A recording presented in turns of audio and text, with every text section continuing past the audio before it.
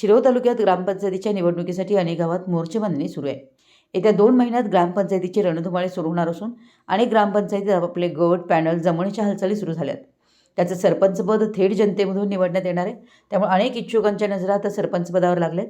दरम्यान शिरोळ तालुक्यातील श्री क्षेत्र नृसिंहवाडी येथे दत्तराज ग्रामविकास महायुती आघाडीनं आत्तापासून सावध पवित्रा घेत निवडणुकीची तयारी सुरू केली आहे. आघाडीची सूत्र भक्कम आणि अष्टपैलू व्यक्तीकडे असली पाहिजेत. तसेच प्रत्येक नागरिकांना समजून घेऊन त्यांना सोबत घेऊन जाणारं नेतृत्व असावं. या दृष्टीनं अनेकांचे जीव वाचवून जनतेला जगण्याची नवी उमेद देणाऱ्या डॉक्टर नादेव माणूस म्हणून ओळखलं जातं. दरम्यान श्री क्षेत्र नृसिंहवाडी येथील दत्तराज ग्रामविकास महायुती आघाडीच्या अध्यक्षपदी डॉक्टर किरण अनुजे यांची निवड झाल्यानं आघाडीचे सूत्र देवमाणसाकडे असल्याचं बोललं जात आहे. श्री क्षेत्र नृसिंहवाडी येथे गेल्या 20 वर्षापासून दत्तराज ग्रामविकास आघाडी भक्कम आहे. दत्तराज आघाडीकडूनच उमेदवारी मिळावी यासाठी अनेकांची धडपड असते.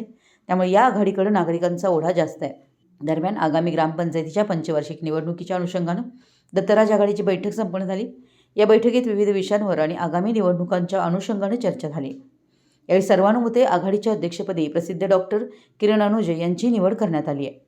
तसेच अनेकांना सुंदर आणि आकर्षक निवासस्थाने उभे करून सुरक्षित निवारा उभे करणारे प्रसिद्ध कॉन्ट्रॅक्टर गुरुप्रसाद रिसवूड यांनी आघाडीच्या कार्याध्यक्षपदी निवड करण्यात आली.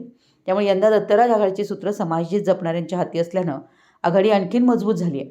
कारण आघाडीचे अध्यक्ष किरण अनुजे आणि कार्याध्यक्ष गुरुप्रसाद रिसवूड यांचं कायमच जनतेशी संवाद असल्यानं आघाडीला याचा मोठा फायदा होणार आहे.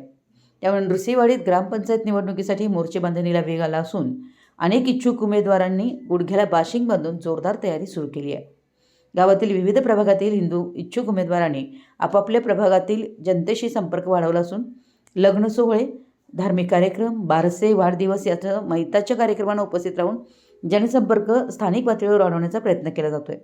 अनेक इच्छुक उमेदवारांनी व्हॉट्सअप, इंस्टाग्रामवर, सोशल मीडियावर सतर्क राहून आम्हीच प्रभावीपणे विकास कामं करणार हे दाखवण्याचा प्रयत्न सुरू केला आहे. सरपंच पदाची निवड थेट जनतेतून होणार आहे. त्यामुळे ग्रामपंचायत निवडणूक लढवतानाच आता सरपंच पदावर डोळा ठेवूनच निवडणूक लढवण्यात येते. यासाठी निवडणुकीसाठी पॅनलची रचना करण्याची तयारी सुरू आहे.